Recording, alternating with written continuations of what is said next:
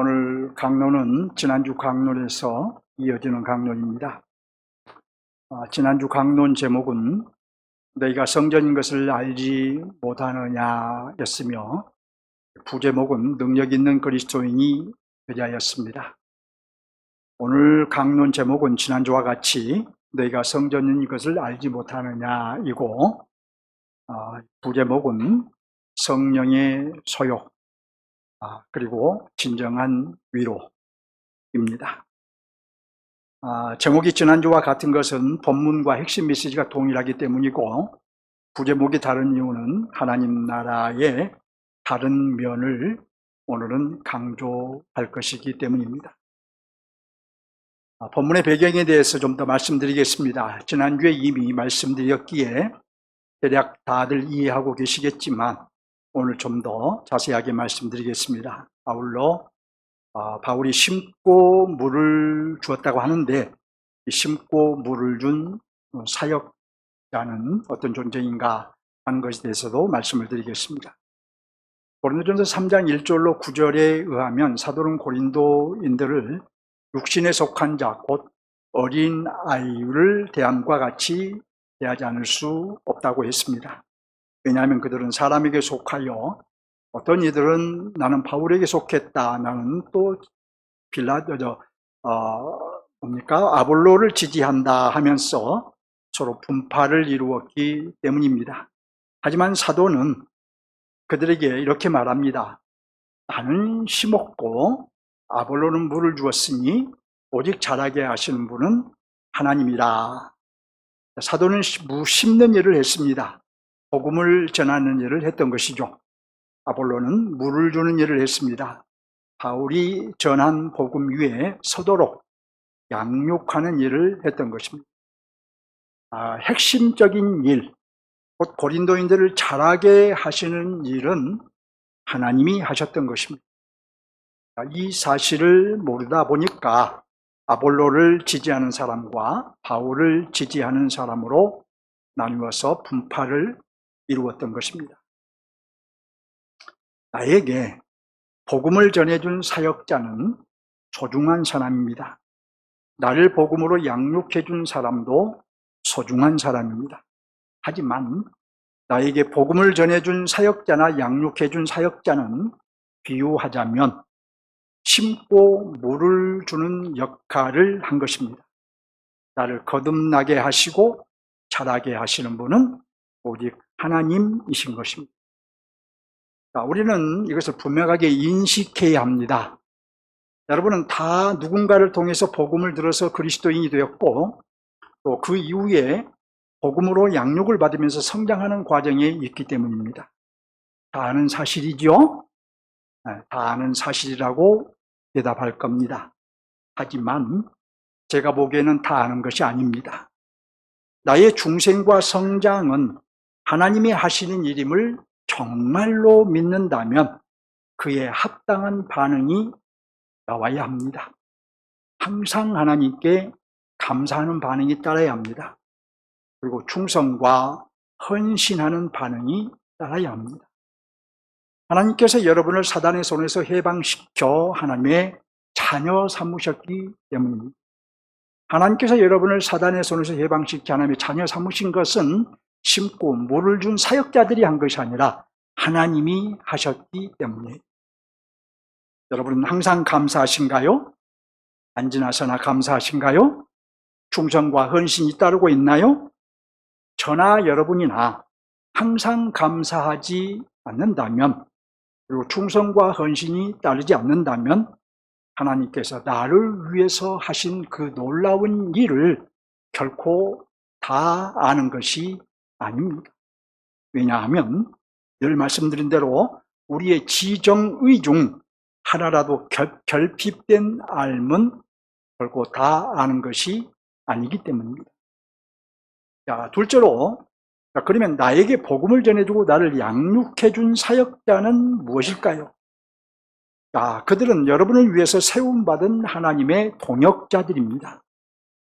여러분에게 생명을 주고 자라게 하는 하나님의 동역자입니다. 여기에서 우리가 주목할 말은 바로 여러분을 위해서라는 말입니다.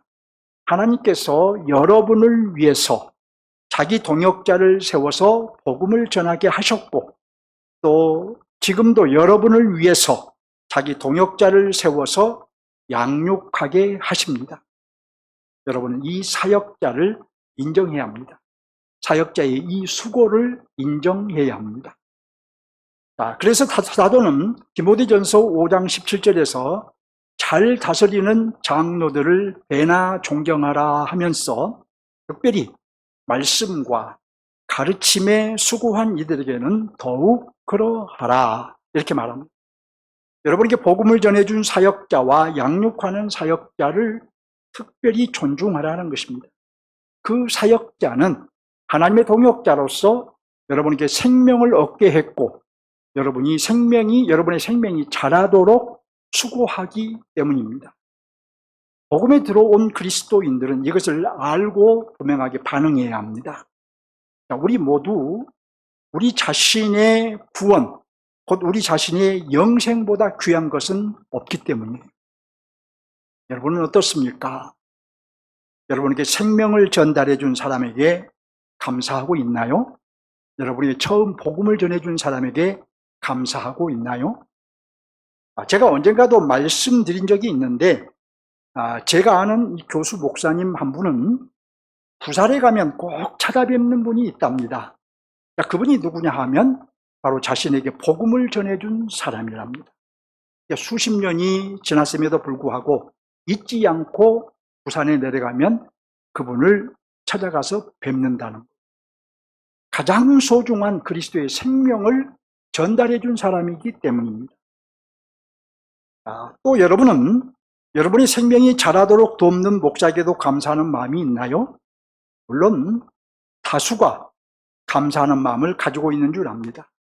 하지만 그렇지 못한 분도 있을 수 있습니다. 오히려 자신이 우리 교회에 나와준 것이라며 자기에게 오히려 고맙게 생각하길 원하는 성도도 있을 수 있습니다. 물론 함께 교회를 이루고 제가 전한 말씀을 경청하고 그래서 잘하는 것이 목사로서 정말 고맙지요. 그럼에도 그런 사람은 영생의 가치를 잘 모르는 사람이고, 말씀의 중요성도 잘 모르는 사람이고, 성령의 다스림도 받지 않는 사람입니다. 목사는 여러분을 위해서 세움받은 하나님의 동역자입니다. 여러분은 당연히 여러분을 위해서 수고하는 목사를 존경해야 하고, 목사를 존경함은, 잘 들으시기 바랍니다. 목사를 존경함은 목사 개인을 존경하는 것을 넘어서 목사가 가르치고 선포하는 말씀을 존중하는 것이. 그러면 여러분 어떻게 존경을 표해야 할까요? 존경은 무엇보다도 언행에 묻어나옵니다. 저도 그래서 그렇게 삽니다. 저에게 복음을 일깨워준 스승에게 기회가 있을 때마다 저는 존경심을 표합니다. 가끔은 전화도 드려서 존경심을 표하고, 또 어떤 행사에서 만나게 되면 일부러 찾아가서 존경심을 표합니다.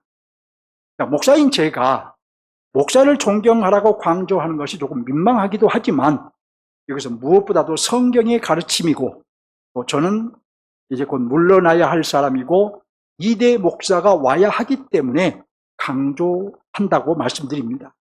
언제가 될지는 몰라도 우리 교회에 2대 목사가 오는 것은 자명한 일인데, 그 2대 목사에게는 처음부터 끝까지 여러분들이 이 점을 철저하게 지켜주시기를 요청합니다. 그런 신앙과 그런 인격을 갖추어야 생명이 자란 그리스도인이라고 할 수 있습니다. 특별히 직분자들이 앞장서서 본을 보이시기 바랍니다. 본을 보이지 못할 것 같으면 자신을 위해서라도 차라리 직분을 내려놓는 것도 생각해 보아야 합니다. 직분자에게는 하나님께서 더 많이 요구하시기 때문이에요.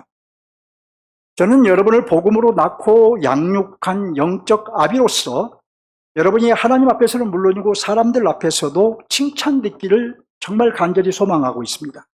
언제나 저의 자랑이 되길 기도하고 있습니다. 제 마음에 남아있는 장로님, 제 마음에 남아있는 한수 집사님, 제 마음에 남아있는 권사님, 제 마음에 남아있는 성도님들 한 분 한 분이 되기를 간절히 소망하고 있습니다. 다시 배경으로 돌아갑니다. 오늘 본문 이후에서도 그들이 성도님을 강조할 수밖에 없었던 배경이 나옵니다. 사도는 7장에서 음행을 피하기 위하여 남자마다 자기 아내를 두고 여자마다 자기 남편을 두라고 합니다. 또 남편은 그 아내에 대한 의무를 다하고 아내도 그 남편에게 그렇게 하라고 말합니다. 또 서로 분방하지 말라고 하면서 이는 너희가 절제하지 못함으로 말미암아 사단이 너희를 시험하지 못하게 하려 함이라고 합니다. 또 사도는 10장 14절에서는 우상 숭배하는 일을 피하라고 합니다. 또 10장 23절 이하에 의하면 고린도인들은 우상에게 바쳐진 음식을 가지고 논쟁을 했습니다. 사실 그건 먹어도 그만, 안 먹어도 그만인 것입니다. 자, 우리가 이런 경우를 가리켜서 아디아포론이라고 해요. 자, 겨우 이 아디아포론을 가지고 먹어도 그만, 안 먹어도 그만, 먹어도 괜찮고 안 먹어도 괜찮은 이런 일을 가지고 자신이 옳다면서 지체들을 비난했던 것입니다. 그래서 사도는 그들에게 이렇게 말합니다. 10장 23절로 넘어가서 여기는 같이 한번 보겠습니다. 10장 23절입니다. 찾으셨으면 우리 같이 봅니다. 10장 23절입니다. 모든 것이 가하나 모든 것이 유익한 것이 아니요 모든 것이 가하나 모든 것이 덕을 세우는 것은 아니다. 자, 여러분 여기에서 모든 것이 가하다라는 이 말은 소위 고린도 교회에 믿음이 강하다고 생각하는 자들이 구호처럼 외쳤던 말이에요. 나는 모든 것을 할 수 있다. 나는 우상에게 바쳐진 음식을 재물을 먹어도 문제없다. 이런 뜻으로 그렇게 말했던 것입니다. 사도는 그들에게 그래, 너희 말대로 모든 것이 가하다.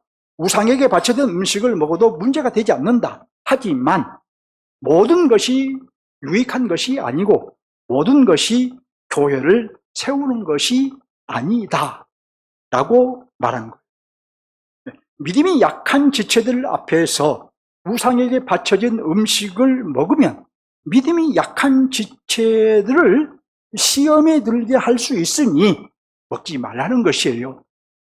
사도는 말씀드린 고린도 교회의 모든 문제들을 다 알고 있었기에 너희 자신이 성령을 모신 성전임을 알라라고 했던 것입니다. 우리 신앙생활에서도 이래도 괜찮고 저래도 괜찮은 일들이 바로 있습니다. 그것을 아디아포론이라고 했다고 그랬죠? 하지만 지체들이 시험 들 것 같으면 그걸 하지 않아야 합니다. 모든 것을 할 수 있지만 지체들이 시험 들 것 같다? 그러면 하지 않아야 돼요. 모든 것이 가하지만 모든 것이 유익한 것이 아니고 모든 것이 가하지만 모든 것이 덕을 세우는 것이 아니기 때문이에요. 곧 교회를 세우는 것이 아니기 때문이에요. 제가 한 번은 북한산의 어느 절에서 좀 오래됐습니다만은 절에서 판매하는 음식을 사 먹은 적이 있었습니다. 그건 저에게 아무 문제가 아닙니다. 그건 하나의 음식일 뿐입니다. 하지만 저를 아는 어떤 성도가 보고 글쎄 목사님이 절에서 판 음식을 사 먹는다며 시험에 들 것 같으면 사 먹지 않아야 합니다. 그 지체를 배려해야 합니다. 모든 것이 가하나 모든 것이 교회를 세우는 것이 아니기 때문이에요. 이제 본문으로 들어갑니다. 본문은 지난주에 관찰하고 해석했기에 오늘은 상기하는 차원에서 말씀드리겠습니다. 본문을 통해서 사도가 깨우치려는 것은 무엇인지 함께 보실 수 있기 바랍니다. 이제 여러분 본문 16절을 봅니다. 성경 16절. 너희는 너희가 하나님의 성전인 것과 하나님의 성령이 너희 안에 계시는 것을 알지 못하느냐. 사도는 고린도인들에게 뭐라고 말한 것입니까? 너희는 하나님의 성전으로서 하나님의 성령이 너희 안에 계시는 것을 알지 못하느냐, 이렇게 반문한 것이라고 했죠. 핵심은 성도들이 곧 성전이라는 것입니다. 성도들이 곧 교회 공동체가 곧 성전이라는 것이에요. 모세의 빛을 받고 살던 구약시대에는 하나님께서 사람의 손으로 지으신 성전, 성막, 그 성막에 임재하여 계시며 자기 백성들을 통치하셨습니다. 그런데 그리스도가 오신 이후에, 그래서 그리스도의 빛을 받고 살아가는 이 신약시대에는 하나님께서 교회 위에 임재하여 계시며, 그러면서 교회를 통치하시고 교회의 분자인 성도들 안에, 여러분 안에 거하시며 여러분을 통치하십니다. 이렇게 구약 백성인 이스라엘과 신약 백성인 우리에게 임재하여 통치하시는 방식이 다른데, 왜 다르다고 했습니까? 무엇이 이 다름을 가져왔다고 했어요? 이 다름은 그리스도의 구속이 가져온 것입니다. 왜 이스라엘 백성들은 성막에서 통치하셨는데 왜 우리에게는 직접 우리에게 임재하여 다스리시는가?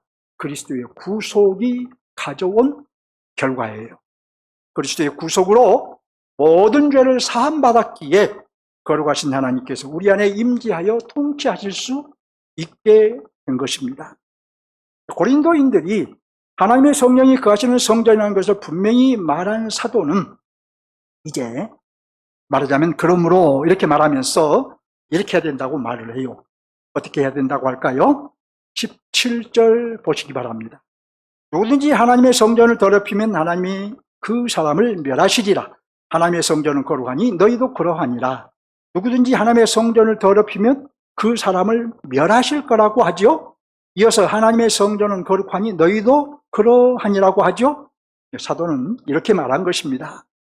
너희들이 곧 하나님의 성령이 거하시는 성전인데 너희 중 누구든 성전인 자신을 더럽히면 하나님이 그 사람을 멸하시리라. 본래 하나님의 성전은 거룩하니 성전인 너희도 거룩하니라. 누구든지 자기 자신을 더럽히면 곧 하나님의 성전을 훼손하는 것이고 따라서 하나님께서 그를 죽음에 처하신다는 뜻입니다. 왜냐하면 사도가 하나님의 성전은 거룩하니 너희도 그러하니라고 말한 대로 교회는 하나님의 성령이 임재하여 계시는 거룩한 성전이기에 그런즉 교회의 공동체가 또는 교회의 분자인 성도가 자신을 더럽히는 것은 하나님의 성전을 훼손하는 일이기 때문에 가혹한 처벌도 하실 수 있다는 경고인 것입니다. 사도는 구약의 성전이 훼손되었을 경우를 생각하면서 엄중하게 경고한 것입니다. 모세율법에 의하면 성전을 훼손하면 사형을 당하거나 이스라엘 공동체에서 추방을 당했는데 바로 이와 같이 고린도 교회가 또는 교회의 분자인 성도들이 자신을, 성전을 훼손하는 일을 멈추지 않으면, 지금 고린도인들은 성전인 자신들을 훼손하고 있는데 자신을 훼손하고 있는 그 일을 멈추지 않으면 하나님께서 가혹한 처벌을 하실 수도 있다라고 경고한 거예요. 자, 그런데 성령이 우리 안에 임재하여 계신다 함은 무엇을 뜻하는 것이라고 말씀드렸죠? 성전이 우리 안에 계신다. 무엇을 뜻한다고 그랬어요? 자, 우리가 바로 교회가 되었다는 뜻이지요. 교회가 되었다라는 뜻이에요. 자, 우리는 주님의 몸으로서 교회가 된 것입니다. 그리고 우리는 성전으로서 하나님의 교회가 된 것입니다. 자, 오늘 본문에서는 이 둘 중 성전으로서의 교회를 말하고 있습니다. 자, 고린도 교회를 향해서 너희는 하나님의 성령이 계시는 하나님의 성전인 것을 알지 못하느냐 라고 고린도인들 너희는 성전으로서 교회라고 말한 것이죠. 그들의 정체성을 분명하게 깨우쳐 준 것입니다. 본문의 핵심 메시지는 무엇일까요? 사도는 여러 문제들을 안고 있는 고린도인들에게 그들의 정체성을 깨우쳐 준 것이 핵심이지요. 너희는 성령이 임재하여 계시는 교회이다 라고 그들이 어떤 존재인지 깨우쳐 준 것입니다. 너희는 성전으로서 교회이다 라고 그들이 누구인지 깨우쳐 준 것입니다. 사도는 이 메시지를 통해서 너희는 성전으로서 교회이니 그런즉 너희 안에 임재하여 계시는 성령의 통치를 받아라고 촉구한 것입니다. 그래서 육적인 상태를 벗어나라고 촉구한 거예요. 시기와 분쟁과 분파를 이겨내고, 그리고 너희 몸 곧 성전된 너희 힘을 훼손하지 말라고 촉구한 거예요. 사도의 촉구는 성령의 촉구이고 지금 저와 여러분에게도 하시는 촉구인 것입니다. 이제 적용할 차례입니다. 저는 핵심 메시지를 적용합니다. 본문의 핵심 메시지는 너희는 성전으로서 교회이다는 것이죠. 우리는 이 메시지를 통해서 특별히 성전의 의미에 대해 깨달아야 합니다. 지난주에는 성전의 두 가지 의미를 말씀드렸죠. 첫째는 성전, 곧 성막은 하나님의 거룩한 통치를 의미합니다. 따라서 하나님의 임재에 계시는 성전인 교회는 하나님의 통치를 실질적으로 받는 가운데 행진해야 한다는 것을 우리에게 적용해야 합니다. 우리들 개인적으로도 마찬가지입니다. 우리는 성전으로서 교회의 분자이기 때문입니다. 둘째로 성전 곧 성막은 하나님과의 친밀한 교통을 의미합니다. 출애굽기 29장 42절을 보면 하나님께서 내가 거기서 너희와 만나고 내게 말하리라고 말씀하셨어요. 신약시대는 우리가 성전이며 또 하나님의 통치를 받는 하나님의 교회이므로 우리에게 임자여 계시는 하나님과의 교통이 풍부해야 한다는 것을 적용해야 합니다. 하나님과 교통은 우리가 예배를 통해서, 찬송을 통해서, 기도를 통해서, 또 실행을 통해서 우리가 드리는데, 예배 자리에 와 있는다고 하나님과 교통하는 거 아니죠. 말씀을 잘 듣고 말씀에 반응해야 교통이 이루어지는 것이죠.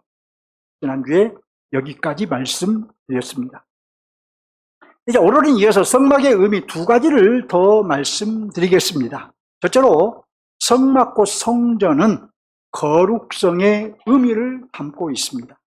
이사야 선지자는 여호와의 영광을 보고서 화로다 나여 망하게 되었도다. 나는 입술이 부정한 사람이요 나는 입술이 부정한 백성 중에 거주하면서 만군의 여호와의 신 왕을 배웠습니다 라고 했어요. 이 말씀을 통해서 우리가 무엇을 알 수 있느냐? 죄인은 거룩하신 하나님을 대면할 수 없다는 것입니다. 죄인은 하나님의 임재와 하나님과의 친밀한 교통이 불가능하다는 것입니다. 그럼 어떻게 해야 가능할까요?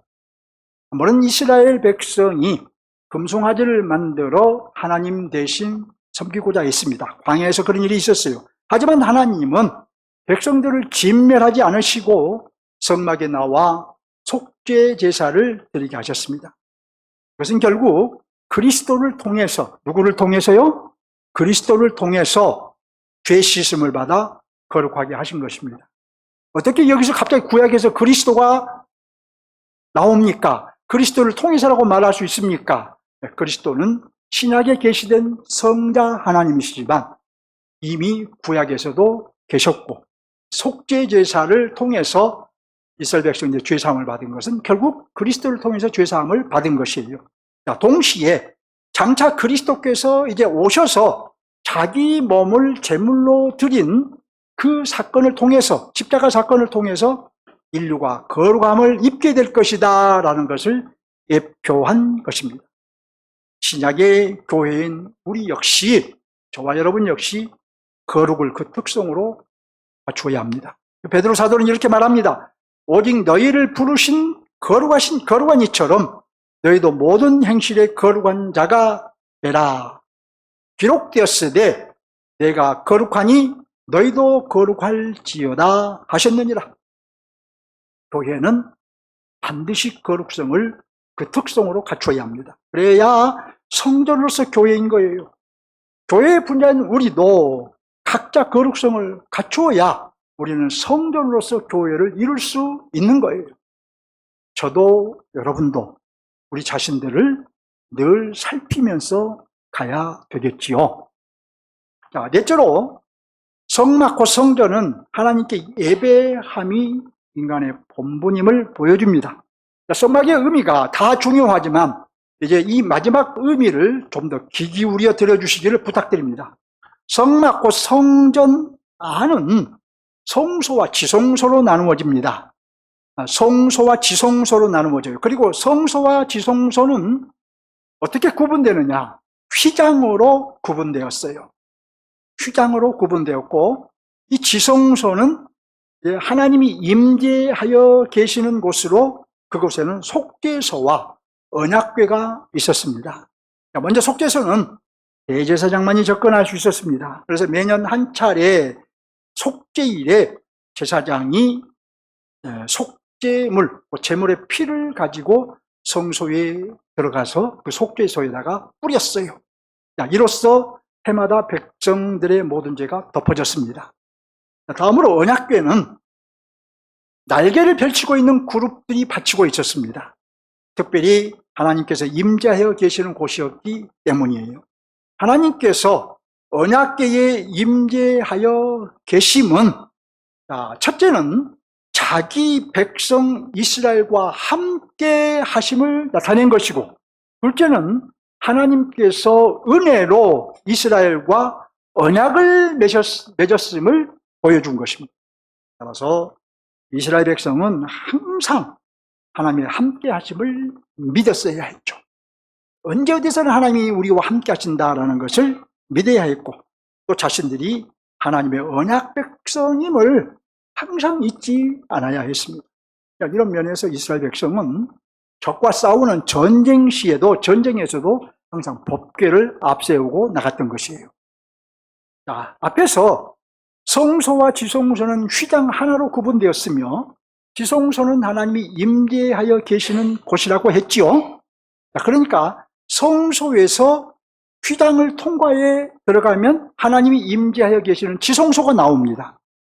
그런데 이 성소와 하나님이 임재하여 계시는 지성소를 구분하는 휘장이 있다고 그랬는데, 이 휘장 가까운 곳에는 향단이 있었어요. 향을 피우는 향단이 있었어요. 그리고 그 향단에는 항상 향을 피워서 꺼지지 않게 했습니다. 바로 24시간 향이 꺼지지 않았어요. 따라서 지성소에는 휘장을 통과해서 향기가 늘 성소로 들어갔습니다. 항상 지성소에서 피워진 그 휘장 바로 옆에서 피워진 그 향기가 휘장을 통해서 항상 그 지성소로 향기가 들어갔어요. 그것은 이스라엘 백성들이 하나님께 나아감을 의미합니다. 이스라엘 백성은 죄로 인해 하나님께 직접 나갈 수가 없었어요. 그래서 향을 피워서 향기가 지성소에 들어가게 함으로 하나님께 나갔던 것입니다. 그렇게 함으로 하나님께서 그 백성들이 자기에게 나온 것으로 인정하신 것이죠. 또 지성소에 들어가기 전 이 성소에는 진설병, 떡이에요. 이 진설병과 떡이 있었습니다. 이 진설병은 모두 몇 개가 있었느냐면은 12개가 있었어요. 이는 이스라엘의 12지파를 의미합니다. 그리고 이 떡들은 항상 상 위에 놓아두었고, 특별히 이 떡에는 거룩한 의미가 부여되어 있었어요. 그리고 이 진설병 떡은 7일마다 바꾸어 놓았습니다. 자, 말씀드린 대로 12개의 떡은 12지파를 의미하기에 결국은 이스라엘 모든 백성을 의미하는 것이겠죠. 그리고 항상 상 위에 두는 떡은 특별한 의미가 부여되었는데, 이는 하나님께 드려진 것이다 라는 의미예요. 그리고 떡은 반드시 7일마다 바꾸어서 드렸는데, 이는 자신들의 생명을 하나님께 의존할 뿐만 아니라 하나님께 자신들 전부를 드린다는 의미인 것입니다. 정리합니다. 이스라엘은 지성소 안에 속죄소에서 하나님을 만났습니다. 우리처럼 이렇게 예배당이라는 장소에서 나온 것이 아니라, 또 우리는 아무 데서나 하나님을 주의 이름을 부르면 만날 수 있는데 그렇게 만난 것이 아니라, 그들은 반드시 속죄소에서만 하나님을 만났어요. 그리고 하나님은 언약에 근거하여, 그들과 맺은 언약에 근거하여 그들에게 은혜를 베푸셨습니다. 또 백성들은 향단에서 피운 향으로 하나님께 나아갔고, 자, 우리는 이렇게 언제든지 하나님께 나갈 수 있는데, 우리가 이렇게 예배를 드리는 것도 하나님께 나가는 거예요. 근데 이스라엘 백성들은 그렇게 나갈 수가 없어서 항상 향단에 피운 향으로 하나님께 나갔어요. 그리고 진설병의 떡을 7일마다 바꾸어 놓음으로 자신들의 생명을 하나님께 의존하고 자신에 대한 하나님의 소유권을 인정했던 것입니다. 성막의 이런 의미에는 특별한 의미가 담겨 있습니다. 여러분, 무슨 의미가 담겨 있을까요? 바로 예배의 의미가 담겨 있는 것입니다. 인간의 본분은 하나님을 예배하는 것임을 의미한 것이에요. 자, 첫째로 그러므로 우리는 항상 하나님께 나가야 합니다. 항상 지성소로 나가야 합니다.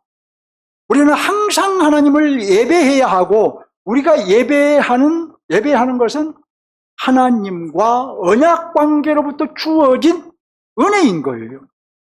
내가 하나님을 혹시라도 오늘 또 예배드리면서 뭔가 반대급부를 원하지 마세요. 우리는 은혜로 하나님을 예배할 수 있는 거예요. 둘째로 우리는 거룩한 떡을 7일마다 바꾸어 드려야 합니다. 예배할 때마다 물질로서 우리의 생명과 우리의 전 존재가 하나님께 있습니다 라고, 우리가 하나님의 것임을 나는 하나님의 소유입니다 라고 고백을 해야 돼요. 보통 우리는 예배를 드리면서 아까도 말씀드렸는데 반대급부로 뭔가를 하나님께 받으려고 하는데, 내가 예배를 잘 드리면 하나님이 뭔가를 주신다고 생각하고, 내가 헌금을 많이 하면 하나님께서 뭔가를 나에게 그 반대급부로 주실 거라고 생각하는데, 오히려 우리는 예배를 통해서 내 모든 것을 하나님께 드려야 하는 것이에요. 셋째로 구약의 백성들이 7일마다 진설병의 떡을 바꾸어 놓았던 것처럼 하나님께 은혜를 입은 자의 예배는 항상 헌상이 있어야 합니다. 헌상이 없는 예배는 자신의 생명과 존재가 하나님께 있다는 고백과 자신에 대한 소유권이 하나님께 있다는 고백이 결여된 예배인 것이에요. 따라서 헌상이 없는 예배는 예배의 진정성이 확보되지 못한 예배인 것입니다. 교회에서 우리가 예배를 드리면서 헌상을 하십시오, 헌금을 하십시오 하면 하나님이 돈이 필요해서 헌금하라는 것이 아니라 하나님과 나의 관계 속에서 하나님이 내 모든 것이 하나님의 소유입니다 라고 하나님의 소유권을 인정하고 은혜를 인정하는 행위인 거예요. 예배의 의미와 또 예배를 어떻게 드려야 하는지 깨닫기 바랍니다. 물론 헌상에는 나를 담아서 드린다는 이 헌상의 바른 정신이 전제되어야 돼요. 우리는 물질만 드리는 것이 아니에요. 우리는 돈만 드리는 것이 아니에요. 그 물질에 나를 담아서 드리는 거예요. 내 전 존재를 담아서 드리는 거예요. 성전으로서 교회가 드려야 할 예배는 진정성이 확보되어야 하나님이 받으시기 때문에 나를 담아서 드려야 진정성이 확보된 것이죠. 요즘에는 안타깝게도 유튜브라는 것이 있어서 아주 다양한 목소리를 우리가 들을 수 있지요. 예배에 대해서 다양한 목소리를 들을 수 있어요. 근데 어떤 경우에는 뭐 한쪽으로 치우치거나 또 어떤 경우는 아주 심각하게 왜곡된 얘기를 듣게 됩니다. 그럴 때마다 저희 입장에서는 듣는 성도들의 이름도 모르고 얼굴도 모르는 성도이지만 어떤 성도들이 그 영향을 받게 될 것을 생각하면 참 안타까울 때가 있어요. 왜 저렇게 가르칠까? 왜 한쪽으로 이렇게 치우쳤을까? 왜 저렇게 왜곡해서 가르칠까? 아무래도 제가 유튜버를 좀 해야 되려는가 봐요. 아무튼 성막, 곧 성전은 하나님께 예배함이 모든 인간의 본분이라는 것을 의미해요. 그리고 하나님은 바른 예배, 곧 진정성이 확보된 예배를 받으시는 거예요. 헌상도 의미를 알고 바른 정신으로 해야 합니다. 자, 이제 둘째, 하나님 나라 관점에서 적용하겠습니다. 본문의 하나님의 나라는 선포된 하나님의 나라이죠. 그리고 본문의 하나님의 나라가 보여주는 면은 교회는 하나님이 거하시기에 합당한 성전으로 지어져 가야 함을 보여주고 있다라고 지난주에 말씀드렸죠. 자, 교회가 합당한 성전으로 지어져 가야 하나님의 나라를 보여주고 선전하는 것이기 때문이에요. 자, 이제 오늘 말씀드리고 싶은 하나님 나라의 면은 두 가지입니다. 첫째는 교회는 성령의 소욕을 이루어야 함을 보여주고 있어요. 교회는 성령이 임재하여 계시는 곳이므로 결단코 사람들이 원하는 바, 그 사람의 소욕을 이루면 안 됩니다. 어찌하든 교회는 성령이 원하시는 바, 그 성령의 소욕을 이루어야 해요. 사도는 이렇게 말합니다. 내가 이르노니 너희는 성령을 따라 행하라. 그리하면 육체의 욕심을 이루지 아니하리라. 육체의 소욕은 성령을 거스르고 성령은 육체를 거스리나니 이 둘이 서로 대적하므로 너희가 원하는 것을 하지 못하게 하려 함이라. 한마디로 성령의 소욕을 이루라는 말씀이에요. 그리고 이를 위해서는 성령을 따라 행하라는 말씀입니다. 고린도 교회도 결국은 이제 성령을 따라 행함으로 시기와 질투와 분파 등 모든 육체의 소욕을 이루지 않고 성령의 소욕, 곧 화평과 또 사랑의 공동체를 이루는 방향으로 결국은 나갔습니다. 육체의 소욕은 성령을 거스르고 성령은 육체를 거스르기 때문에 성령의 소욕을 이루기 위해서는 반드시 성령을 따라 행해야 한다는 거예요. 성령을 따라 행해야 우리가 성령의 소욕을 이룰 수 있다는 것입니다. 사도가 선포한 하나님 나라에 들어간 우리는 성령이 임재하여 계시는 성전으로서 교회라고 여러 번 강조했습니다. 따라서 우리는 교회적으로도 그렇거니와 개인적으로도 성령께서 원하시는 바, 성령의 소욕을 이루어야 하겠죠. 성경이 이 점을 강조하는 이유가 있어요. 왜 이 점을 강조하겠습니까? 우리는 아직 이 땅에 살고 있기 때문에 성령께서 원하시는 바를 이루든 내가 원하는 육체의 소욕을 이루든 둘 중 하나를 이루면서 살 수밖에 없기 때문이에요.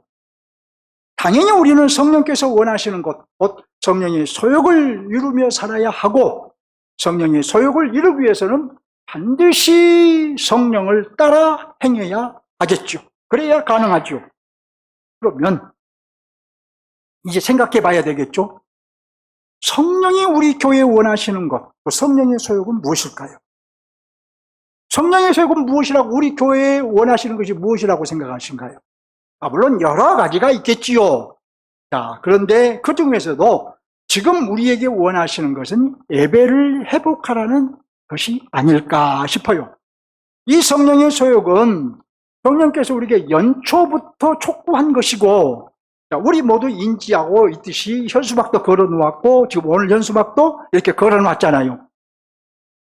그리고 지난번 사도행전 2장을 통해서도 우리는 예배에 대해서 계속 촉구받았잖아요. 이제 실천할 때입니다. 성령을 따라 행할 때예요. 성령을 따라 행해야 우리가 이 성령의 소욕을 이루어요.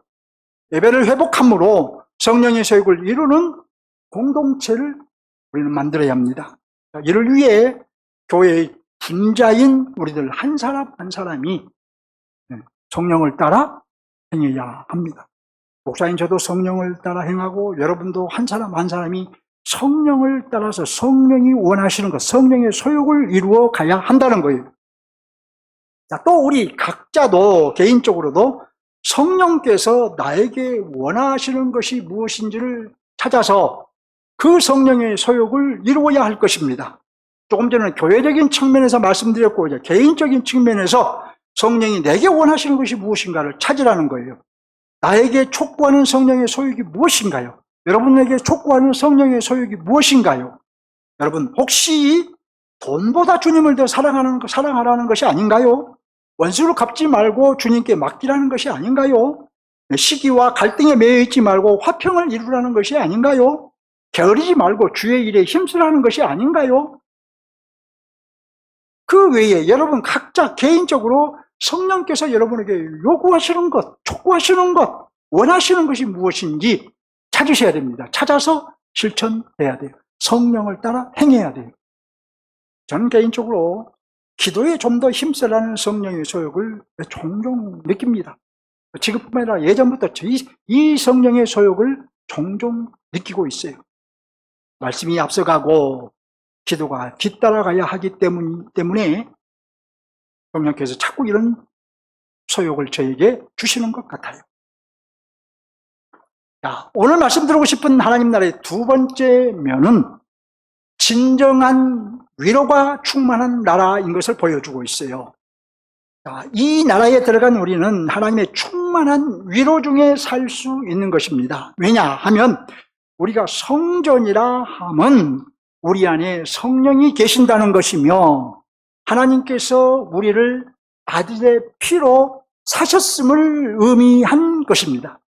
사도는 고린도전서 6장 19절에서 19절 이하에서 거기서도 우리의 몸은 성령의 전이라고 말을 해요. 그리고 나서 너희는 너희의 것이 아니다라고 말합니다. 이어서 값으로 산 것이 되었다라고 말합니다. 성전인 우리는 우리의 것이 아니라 하나님의 것임을 알 수 있지요. 하나님의 것이 되었으며 그래서 성령이 우리 안에 가시는 거예요.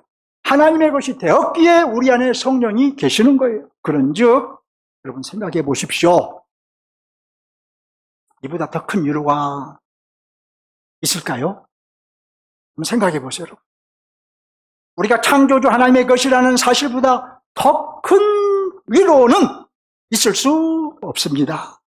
저와 여러분이 유일한 왕이신 하나님의 것이라는 이 사실보다 더 큰 위로는 있을 수 없습니다. 전능하신 하나님이 우리 안에 내 안에 좌정하여 계신다는 이 사실보다 더 큰 위로는 없습니다.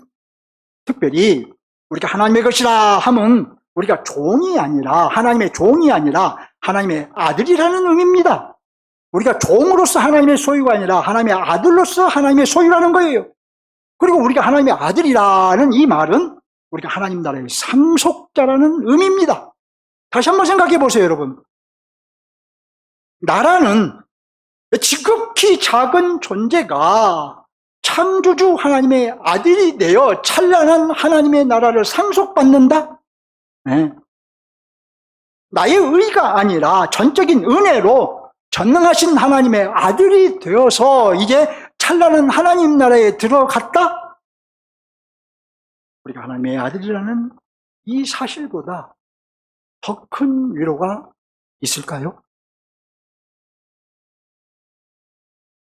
이 위로를 알고 누리는 사람은 진정 행복한 사람입니다. 왜냐하면 우리 인생은 종종 위로가 필요하기 때문이에요. 어쩌면 인생 자체가 위로가 필요합니다.